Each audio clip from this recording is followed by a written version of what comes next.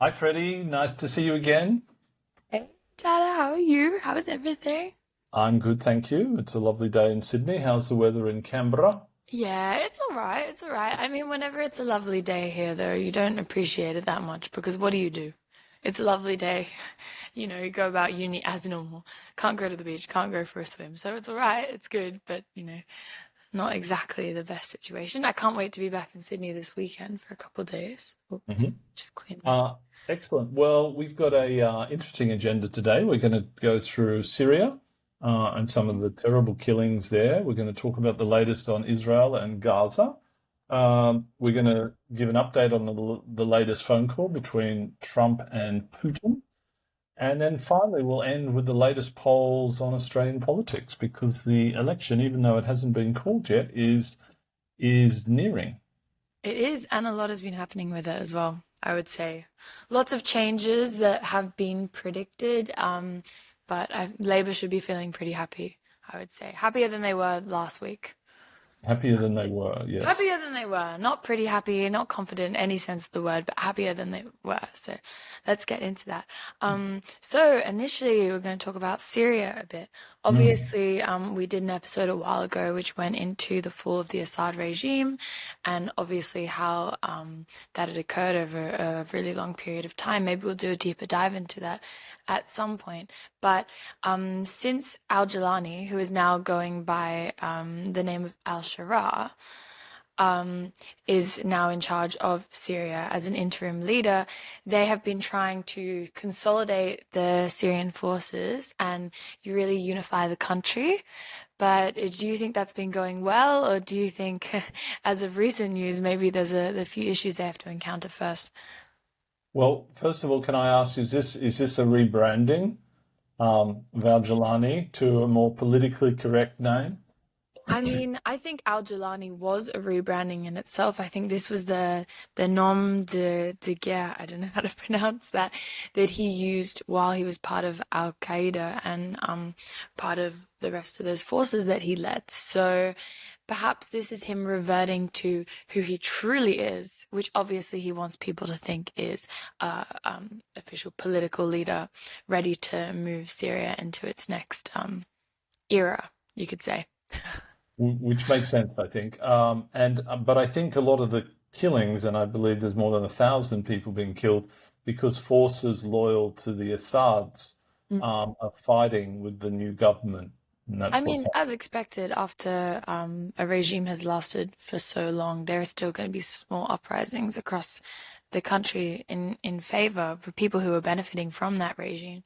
So it'll be interesting to see how the al-Sharaa government continues to, you know, deal with that because at the moment they've sent their military into the regions to, silence the uprisings, and all of this has led to over 1,000 people dying. I think 800 civilians, 200 military men, and maybe 200 um, like ministers, something like this. Yeah, but it just horrific, really, when everyone began to feel peace and a bit more security in their homes, and people made the decision to come back to Syria.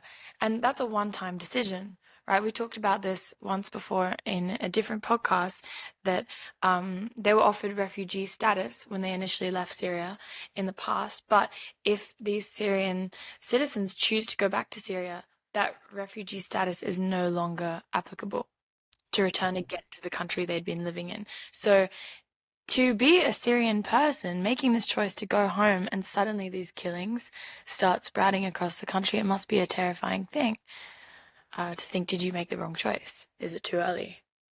Yeah, absolutely. Because the assumption that everything will be okay when you go home, that's the hope.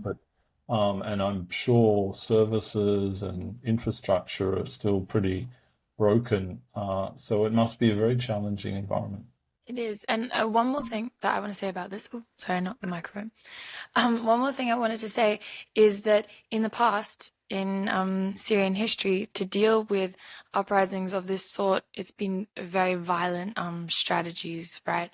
And obviously, as we've seen in the Assad regime, incredibly violent strategies. So, how does al-Sharaa navigate this? How does he come up with a whole new comprehensive policy to unify the country and completely redefine what it means to be a Syrian person? It's a massive, overwhelming task while still dealing with, the Kurdish forces and a bunch of other militant groups. So, It's an overwhelming task, and it's also a task because they've got to get the economy moving so they can afford to repair infrastructure and do all that stuff. Because the fact is, the US is not going to be helping to fund that, and the well, no, of question course, and even as they're dealing with Israel as well, like and the, advancing in their southern border. So, the question is, will other members in the Middle East, Saudis or whoever else, or whoever else, the European Union, help in this sense? It'll be fascinating to see because, of course, again, it goes away from our attention, Syria, with all the other challenges happening in the world, right? well, yeah, of course. Yeah, I think that Egypt and a lot of the other Middle Eastern powers at the moment are really still dealing with Israel and still dealing with Gaza and what to do with that situation and how to step up against it. And that makes a nice segue into obviously what's been happening in Gaza the past few days. So there was a ceasefire from I think it was like the 19th of January. Hmm. Um, Maybe yeah, February. February. February. Yeah. Sorry, I'm getting my dates mixed up. It's early. The 19th of February, and that has been tentatively in place with a lot of bombings still going on, but largely ceasefire has been enacted. And then both Hamas and the IDF didn't agree to further terms for the ceasefire to continue, and so it didn't progress. And so Bibi Netanyahu, he made a statement yesterday saying that they will be stronger than ever before. And the missile attacks that have been since Tuesday, only since Tuesday restarted, have already killed over 400 people. So if that's the rate of which people are dying at this point, it's a really terrifying space to be in. And I think there's going to be a lot more focus on that in coming weeks. But I just get frustrated with Hamas, right? They had the peace agreement, the ceasefire.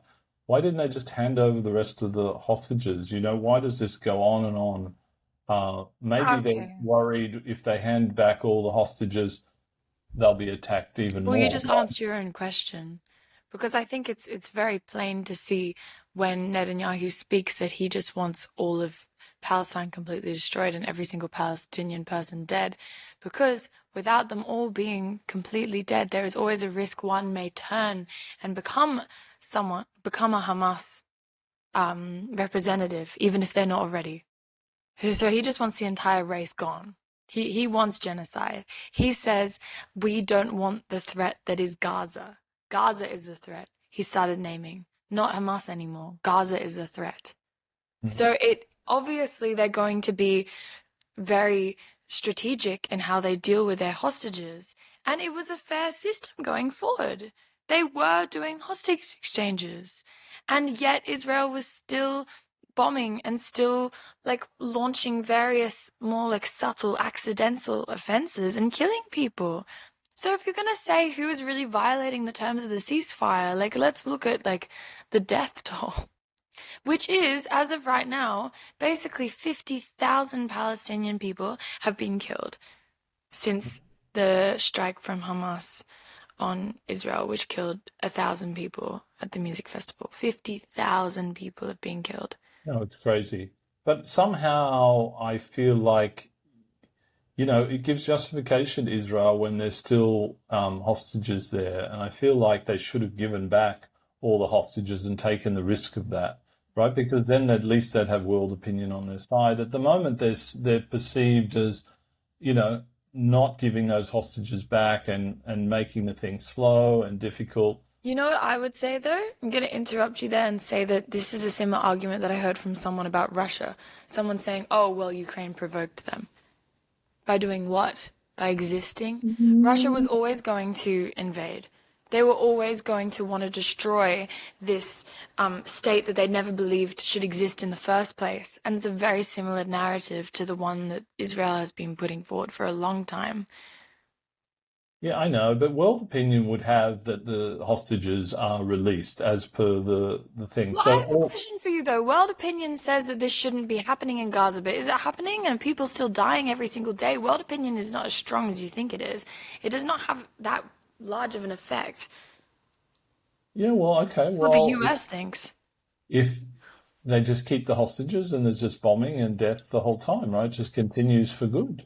It's But never they going to stop. were exchanging hostages. What are you Yeah, but saying they they were did doing wrong? it very slowly, and they didn't exchange all the hostages. You could say the exact same for Israel. Well, really, I thought it was all working They're and in prisoners. progress. Did this first round not include all the hostages? What even is that question? It's just that it was a slow process. And it was Anyway, just that they were meant to have further talks. You can't say anyway. We're having a conversation.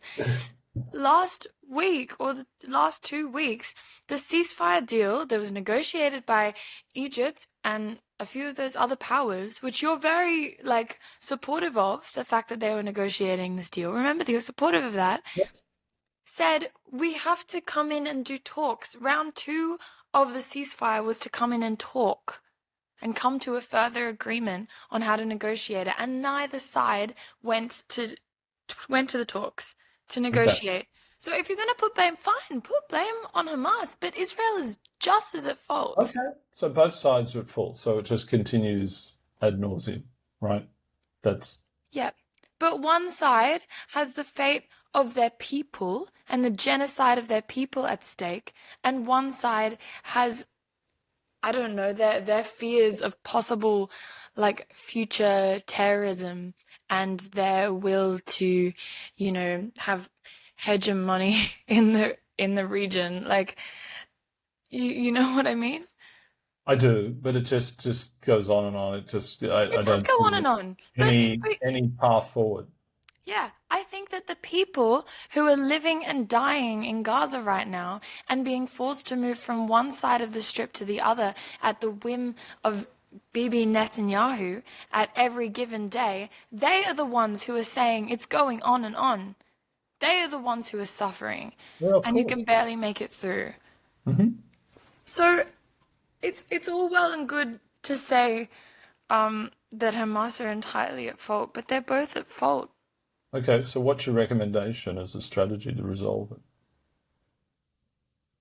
Aha, nice. Okay, okay. Well, if No, if that's such a bad idea, then what's my recommendation? Because well, I don't know. I mean, it's my rather fun. recommendation is that one power doesn't want to commit fucking genocide of an entire ethnicity, an entire ethnic a social ethnic group. That's my recommendation. That's Well, I don't never think they've okay. ever claimed they want to do that. Okay, well, if Mossad, that's what they're called, yeah, Mossad, Mossad, yes. Mossad. If Mossad is so efficient at targeting individuals and they're one of the best intelligence services in the world, why can't they individually target each Hamas leader? If they're so good at their jobs that everyone claims them to be, and if they have US support, and they Well, they have have the done a pretty best good job. intelligence They services have in the done a pretty world, good job of it, of all the former leadership, right, of Hamas. yeah. But it's not a good job because they've killed 50,000 innocent people. So, if they're so good at all this, if the US can come in and kill a few important people, if they can kill Saddam Hussein, then Israel can come in and break down Hamas. They are choosing to cause genocide. They want this. It's not an accident. It's not a byproduct of trying to get rid of Hamas. They believe the entire society is just is inefficient to the functioning of Israel as a state. Hmm.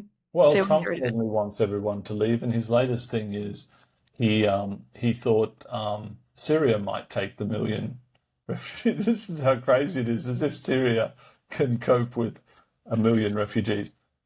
Anyway, shall we move on from Israel and Gaza? All right, and so the latest phone call between Trump and Putin occurred yesterday.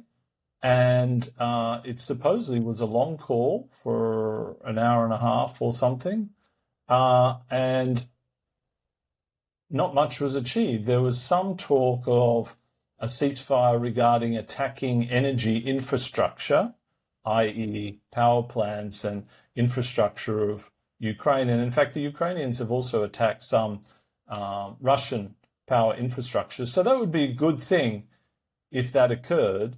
But it seems to me that Putin is just continuing to play for time and playing Trump in this whole regard. And the latest thing from this phone call that Trump had with Zelensky after this call was he said perhaps the US can take control of the Ukraine power infrastructure and therefore Russia won't attack it if the US has ownership of it. And I think the first response from Ukraine was they didn't see how that would work because, this is sovereign assets of But now Ukraine. they virtually agreed to it.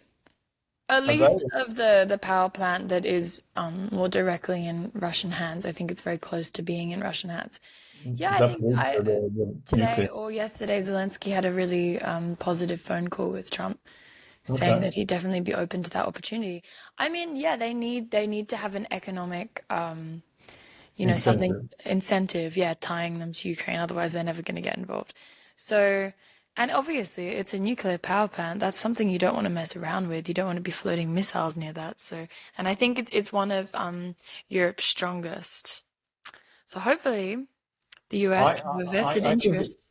I think it's fascinating, Freddie, because Trump is now starting to understand the complexity of global politics. Mm. And the fact is, Russia doesn't want to resolve this. They invaded Ukraine. And the question is, will the US get tough with Russia in May order to I get, ask you what you just said? Russia doesn't want to resolve this. They invaded Ukraine. Don't you think the similarities between what's happening in Israel there and Palestine is so incredibly similar? yeah, maybe for Anyway, BP. but Yeah. yeah, but yeah. Okay. Anyway, continue. Yeah, Uh, they don't want to resolve it. They want to fight. so the question is, will the US start and do They're really irrational. um, severe tariffs and financial impacts on Russia, and have a huge boost to Ukrainian defenses, etc. I doubt it. I doubt it. But they could do. Who knows? But in the end, there's going to come a point when the Europeans, if this is not resolved, they're going to, like we've discussed before, extend the French nuclear umbrella to the edges of NATO and put troops on the ground to back up the Ukrainians. Yeah, Um, and I mean the French are really in the only capacity to do that, though. I don't know if you've read much about the nuclear situation with the UK as well. They have just as many nuclear warheads, but they were made in deals with the US. So the US actually has some jurisdiction over these nuclear warheads. yeah, And Charles de Gaulle, when he was, like in charge of the project of developing France's nuclear warhead capabilities, he decisively chose not to involve the US because he predicted a situation where the US could not be reliable. And oh, like, what a fantastic thing to think of, to be independent in that way at a time when no one could have predicted the US would be as volatile as it is today. But obviously, this is a huge playing card that France now has to defend all of Europe and, maybe make some kind of comprehensive military protection for the whole continent. yeah, it's amazing. The French coming into their own and Charles de Mhm. Gaulle forward thinking. Uh, there. So, yes, it'll be fascinating to see over coming days and weeks what happens here. But Putin can't be trusted. Anything he signs, any agreement he signs, he breaks. And so that's the view of Macron and other people in Europe, right? So it'll be very fascinating there. Shall we turn to Australian politics? Australian politics, yes. We like to do our little segment of Australian politics at the end of each one. It brings us down to earth, brings us back to our So, country. I mean, we so, are here as it is. So. so for those who are not political aficionados, the election has not yet been called. but it's expected to be called very soon I mean, for. it has to be called very soon because there has to be 33 days between when the election is called and when it happens, and the Correct. election must be held before April 19th. Before May May? 19th. No, I think Mhm. it's April. No, it's Oh, May oh 19th. yeah, well, May wouldn't make it. April wouldn't make any sense Because they're anymore. waiting for the budget. They're going to do the budget, I think, on March 23rd. And so after that, I think they'll call the election. Okay. So the good news for Albanese, his approval rating has risen to 46% of people approve of his performance. His disapproval rating has declined to 45%, so only 45% disapprove. That's lower than it was. On a two-party preferred basis, the two parties are now 47% each, a tie. And Dutton's disapproval rating has risen to 46% of people disapprove of what he's doing and 41% approve. So Dutton has fallen, Albanese has risen somewhat, and at the moment it would be a dead heat if an election was held. Yeah. I'm interested. What do you think your reasons are for that change? Why do you think that's been I, happening? I think several things. I think Albanese has been working hard. I think he was seen as a leader during the cyclone, and Dutton made a few missteps. He wasn't in Queensland when the cyclone was happening. He was at a Obviously, that hilarious similarity to ScoMo, fundraising um, dinner. back in Um, the Black Black Summer when he went off to Hawaii in the yes, middle of the fire season, and then Dutton is seen holidaying in Vaucluse, in the nice suburbs of Sydney, while his very electorate is being completely in the line of fire of uh, Cyclone Alfred. So that was quite that's right. interesting.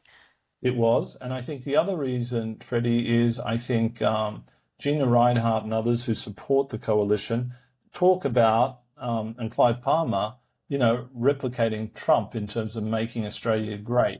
And I think as Trump becomes more and more unpopular, I think a little bit of that blows back on Dutton, a little bit in the same way that's happened in Canada with the Conservatives. The Conservative guy modelled himself on Trump, and he's dropped in the polls dramatically. And so now Mark Carney, the Prime Minister, is seen as the favourite when an election gets announced there. So I think a little bit of that's happening here because I think Australians are disturbed by these tariffs on steel and aluminium, and now the latest talk is tariffs on our pharmaceutical benefit scheme, the basis of Medicare and stuff. So, at the moment, I feel like Australia's been very weak on responding to US tariffs, which is probably a fair strategy because the steel and aluminium is not so significant. But if they were to put tariffs to attack our pharmaceutical benefit scheme, that's $28 billion. So Yeah. the country would need to respond to that. Yeah, definitely. I mean, I guess Albo is still showing his fear, as he has been for most of the year, that he's scared to make any big moves because he's scared how they may affect his election chances. But I think they could only be positive at this point because I completely agree. This is definitely like the wind blowing from America. In a cost of living crisis, people are obviously not going to be happy with Trumpian policies. And I know as well that in Australia we have far lower approval ratings for Trump than obviously Trump has in America. We've often shown a dislike for Trump and the Trump agenda. So that is already playing not in their favor. And the more they lean into Trumpian politics, the more people begin to dislike them. And I don't know if they've made that connection yet, but it seems like a fairly simple one to make. So I would be careful if I was a Liberal Party. But obviously, I don't want them to be in power, so keep doing what you're doing. But the challenge is, Freddie, the Dutton has a problem with women, and men on average prefer the coalition. The same thing you see around the world. This difference between the sexes on this thing. Well, So I'm just be interested. aware of What that would as you well. say to all the young men, and all the men your age who are starting to bite back a bit at the woke agenda and about to vote for Trump? What would you say to them, like as a piece of advice? Well, I think nobody's talking about the woke agenda now, and it would be dangerous for the Labor Party to talk about that. I don't think it should even be spoken No, about. no, but I'm asking your opinion as someone who does vote for the left side of politics. As I've voted for uh, both sides of politics in my life, both sides. But at the moment, I would vote for the Labor Party, yeah. okay, as someone who's a left-leaning progressive individual who's not racist or homophobic, who's like a, middle-aged white man, what would you say to these voters who are beginning to push back against the system? I would say look at the performance of the government and look at the economic indicators and what they've done and what is the proposal from the coalition. There's not a strong policy agenda. Mm. I would look at that. But the challenge is that's for the intelligentsia who really get into politics, right? The majority of people look at sound bites and they look at how they perceive people, and that's how they vote, right? Unfortunately.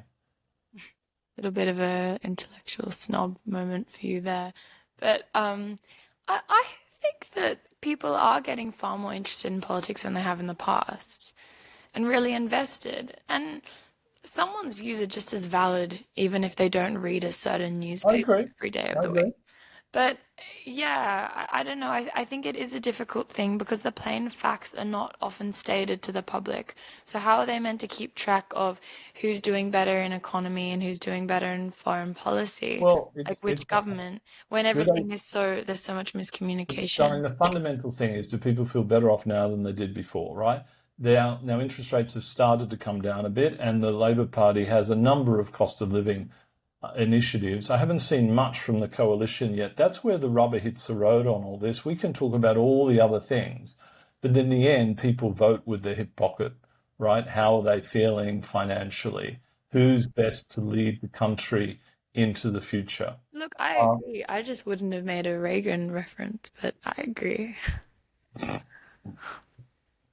But all right um, then, see where your politics lie. Interesting. so, it'll be fascinating to see. An election will soon be called. Very All soon. right. And I think we are probably at time, Freddie. Yeah, I think so too. We've got to get off to uni in a bit to learn a little bit more about this and then come and talk about stuff next week. But it's been great talking to you and it's been great, communicating with you, our listeners. We love you very much. Every single one of you. There are so many. So we'll be back soon for another episode next week. And yeah, Thanks for listening. thanks for Bye. listening.